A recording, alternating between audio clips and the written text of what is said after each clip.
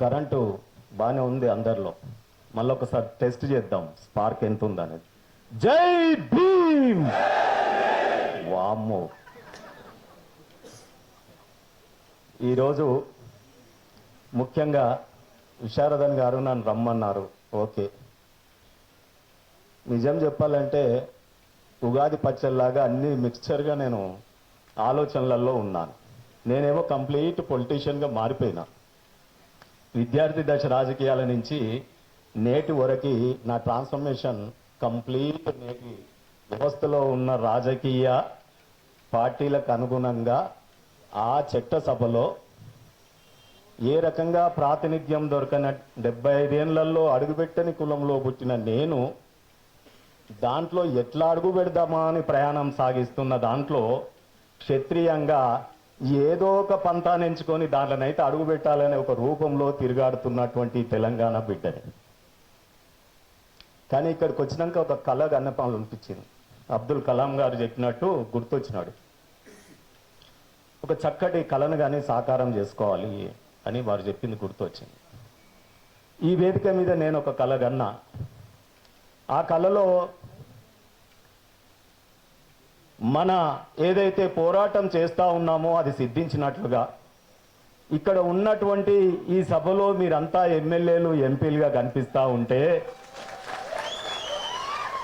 నేను ఈ మాట ఎందుకన్నా అంటే బీసీ ఎస్సీ ఎస్టీ అన్ని కులాలు అన్ని వర్గాల ప్రజలు ఇక్కడ ఉన్నారు కాబట్టి ఆ అసెంబ్లీ నిండుదనం కూడా గిట్లా ఉండాలి కదా.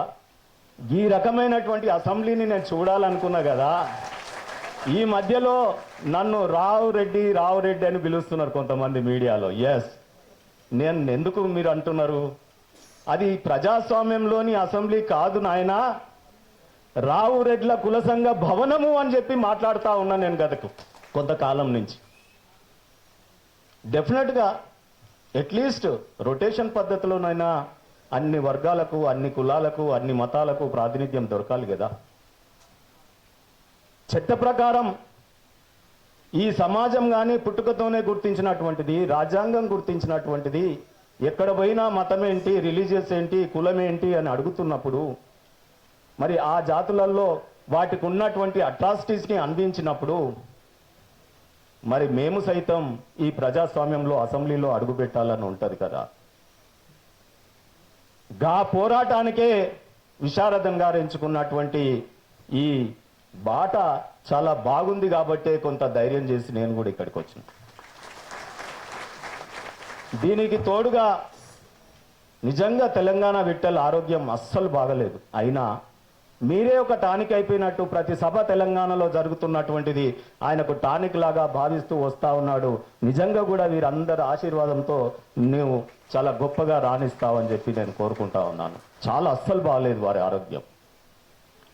మనకు తోడుగా అశోక్ గారు కావచ్చు, రాంబాబు నాయక్ గారు కావచ్చు, ఇంతకుముందు మాట్లాడినటువంటి యాదవ్ గారు కావచ్చు, ఇక అతి ముఖ్యంగా ప్రతి ఉద్యమానికి భావజాల వ్యాప్తికి ఈరోజు మనకు ఇద్దరు ఉన్నారు ఈ దేశంలో. ఒకటి న్యాయ వ్యవస్థ నుంచి ఈశ్వరయ్య గారు, ఎగ్జిక్యూటివ్ నుంచి రిటైర్డ్ అయ్యే చిరంజీవులు గారు, మరి లెజిస్లేచర్ నుంచి విశారదన్ గారు బాట బట్టనే పట్టినారు. దీనికి తోడుగా 4th పిల్లర్ జర్నలిజం కూడా బీసీ ఎస్సీ ఎస్టీలు ఇక్కడ ఈయన సప్పట్లు కొడతా ఉన్నాడు. నీ పేరు సుధాకర్ గారు సప్పట్లు కొడతా ఉంటే అయిపోయింది. ఈ 4 పిల్లర్లు కూడా నిలబడతా ఉన్నాయి అని చెప్పి నాకు ఒక నమ్మకం ఏర్పడతా ఉంది. వారు ఒకటే నిమిషం అన్నారు. నాకు కూడా ఇంకో టీవీ ఇంటర్వ్యూ ఉంది కాబట్టి ఎవరు చెప్పండి ఇప్పటి వరకు ఎక్కడ మాట్లాడండి, ఆధ్యాత్మికంగా పౌరాణికంగా కూడా మనము చాలా గొప్ప వాళ్ళమని ఒక మాట చెప్దాం అనుకుంటున్నాను. డెఫినెట్గా మనం విశారదన్ గారు నాయకుడు లేదా దాసు సురేష్ లాంటి నాయకులు ఏదైనా పోరాటాన్ని తీసుకున్నప్పుడు ఆ నాయకుల మీద చిలువలు పలువలుగా అనేక కుట్రలు కుతంత్రాలకు కూడా తెరలేపుతా ఉంటారు. ఇక ఏదో ఒకటి ఏదో ఒక రూపంలో విజువలైజ్ చేసి చెప్తా ఉంటారు. క్యారెక్టర్ని అసాసినేట్ చేస్తారు, వనరులు పుట్టకుండా చేస్తారు, అనేక రకాలుగా కూడా ఇబ్బందులు వస్తాయి.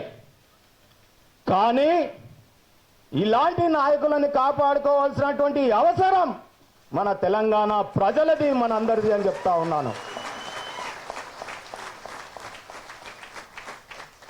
పేరు ఉద్యమం కావచ్చు, వినడానికి ఉలిక్కి పడవచ్చు ఈ ప్రభుత్వాలు, కానీ వారు మాట్లాడుతున్న దాంట్లో న్యాయం ఎంతుంది, వారు మాట్లాడుతున్న దాంట్లో ధర్మం ఎంతుంది? ధర్మం కోసమే కదా గతంలో జరిగిన అన్ని యుద్ధాలు. ఆ ధర్మ పోరాటమే అయితే ఈ ధర్మ పోరాటం చేస్తున్నటువంటి అన్ని సంఘాలు కానీ అన్ని రాజకీయ పార్టీలు కానీ ఏ ధర్మం కోసం పోరాడతాయో వారందరూ కూడా రాణించాలి, ప్రజాస్వామ్యంలో అందరూ కూడా ఉండాలి. మీ తెలంగాణ ప్రజలకి పోరాటాలు కొత్త కాదు. తెలంగాణ ప్రజలకి సాయుధ పోరాటాల నుంచి డెమోక్రటిక్ పోరాటాల దాకా కొత్త కాదు. ఇప్పుడు రచించడానికి అనేక మంది మేధావులు కూడా ఇక్కడ వచ్చినారు. ఇప్పుడు నేను ఒకటే చెప్తా ఉన్నాను మీ అందరికీ.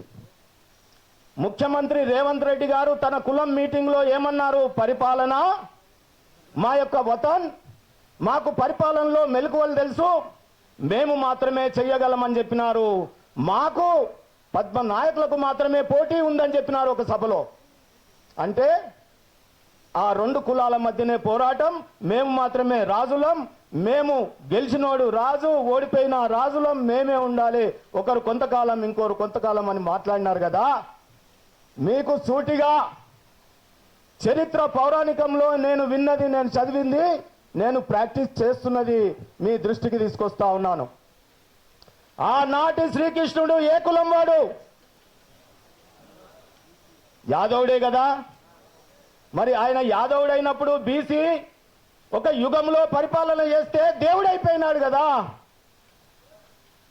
అంతకన్నా ముందే కదా దక్ష ప్రజాపతి, మేము కుమ్మర్లము, ఈ రోజు కన్యాకుమారి నుంచి కాశ్మీర్ దాకా ప్రజాపతి అని పిలువబడుతున్నటువంటి మేము దేవతల కాలంలోనే రాజులం కదా. ఆ తర్వాత భగీరథుడు సగరుడైతే ఆ రాముడు కూడా సగరుడే అయితే ఆయన బీసీయే కదా. త్రేతాయుగం అంతా ఏలి దేవుడైనాడు కదా. అంటే బీసీలు పరిపాలిస్తే దేవుళ్ళ రూపంలోకి వస్తారు కదా. మరి మేము గొప్ప వాళ్ళమా, మీరు గొప్ప వాళ్ళ? చరిత్రలోని ఆనవాళ్ళు ఎక్కడ చెప్పండి.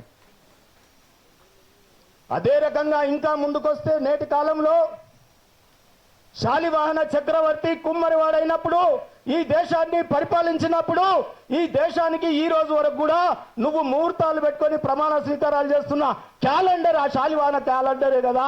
ఆ కుమ్మరివాడు గొప్పవాడా కాదా? మీరు ఒకసారి ఆలోచన చేయండి. అశోక చక్రవర్తి గారు బీసీఏ కదా.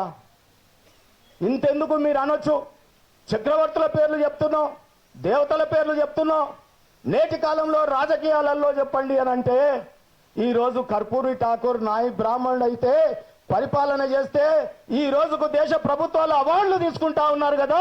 మరి అలాంటి పరిపాలన మాకు వచ్చు కదా, మీకు మాత్రం ఉతనెట్లయితుంది? ఉతన్ గితన్ అంటూ ఉంటే అది బీసీలది, ఎస్సీలది, ఎస్టీలది అని చెప్తా ఉన్నాను నేను. మా పరిపాలనలో ధర్మ పరిపాలన ఉంటుంది కాబట్టి మమ్మల్ని దేవుళ్ళుగా కీర్తిస్తారు, ఆ రకంగా కీర్తింపబడతాం. అందుకే రాబోయే కాలంలో నేను ఒకటే చెప్తా ఉన్నాను. ఈరోజు మీ అందరికీ నైపుణ్యం ఇంతకుముందు మాట్లాడుతూ చెప్పినారు, అంతెత్తు తాటి ఎక్కాలన్నా నా గౌడన్నకే సాధ్యం. ఆవుని పాలు కదలకుండా లీటర్లు లీటర్లు పితకగలిగే సామర్థ్యం నా యాదవ్ అన్నకే సాధ్యం. ఈ రోజు చేపలు పట్టేటటువంటి నైవేద్యం కురుక్షేత్ర యుద్ధంలో, మరి కురుక్షేత్ర యుద్ధం అంతా కూడా ఆ యొక్క మరి మత్స్యకారులదే కదా పోరాటం. ఆ మత్స్యకారుల నైపుణ్యం ఆ చేపని సముద్రంలో సైతం తీసుకొచ్చే నా మత్స్యకారుడు బెస్తవాళ్ళు గొప్పోళ్ళ కాదా? మీరు ఒకసారి ఆలోచన చేయండి. ముదిరాజులు అత్యధిక సంఖ్యలో ఉన్నటువంటి మరి చేపలు మరి పండ్లు కోసి మరి వ్యాపారాలు చేసే నైపుణ్యం కూడా సంతరించుకున్నటువంటి వాళ్ళమే కదా. ఇదంతా ఎందుకు? అన్ని కులాలు సంబోధించాలంటే 136 కులాలు 136 నిమిషాలు అవుతుంది. కాబట్టి నేను ఒకటే చెప్తా ఉన్నాను, ఇంటింటి కడపై అందించినటువంటి కడప పూజలు అందుకుంటున్నటువంటి నా విశ్వకర్మ ఈ రోజు ప్రతి మెడలో మంగళ పుస్తే ఆరాధాలు అందుకుంటున్నా, ఆరాధించబడుతున్న మంగళసూత్రం ధరించినటువంటి నా మహిళలకు తెలుసున్న అవసరన్న గొప్పతనం. ఈ రోజు ప్రతి గుళ్ళోకి వెళ్ళి మనం మొక్కుతా ఉన్నటువంటి ఆ దేవుని రూపం చూస్తే ఈయన ఈ దేవుడని మనం శిల్పనల్ని మాట్లాడుకుంటా ఉన్నాం.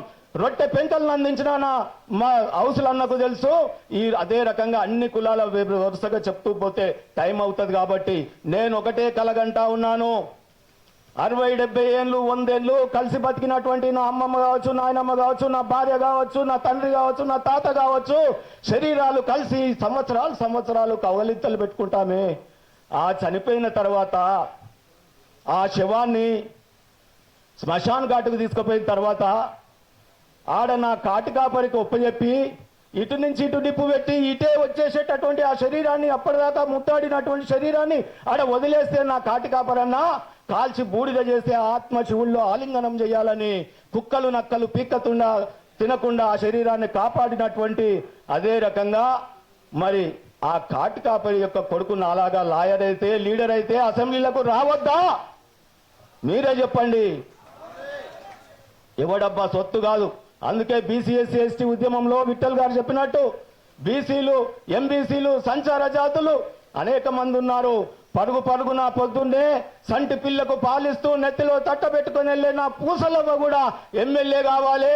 స్వాతంత్ర ఉద్యమంలో అడవుల పాలుపై అడవులలోనే బతుకుతూ బ్రిటిష్ పోలీసుకు మరి దొరకకుండా స్వాతంత్రోద్యమం చేసి ఎక్కడ ఇల్లు దొరికితే అక్కడే అడుక్కున్నటువంటి వాళ్ళని ఈరోజు బెగ్గర్స్ అంటా ఉన్నారే. నా వంశరాజ్ అన్న ఎమ్మెల్యే కావాలా లేదా మా తిరుమాలి సార్ ఇవాళ ప్రభుత్వ సలహాదారు కావద్దా చెప్పండి మీరు. అందుకే మీ అందరికీ సోదరులారా, మరి చాలా ఎక్కువ సమయం తీసుకుంటా ఉన్నాను కాబట్టి మళ్ళొక్క మీటింగ్లో నేను ఇంకా అనేక విషయాలు నేను ప్రసంగిస్తాను.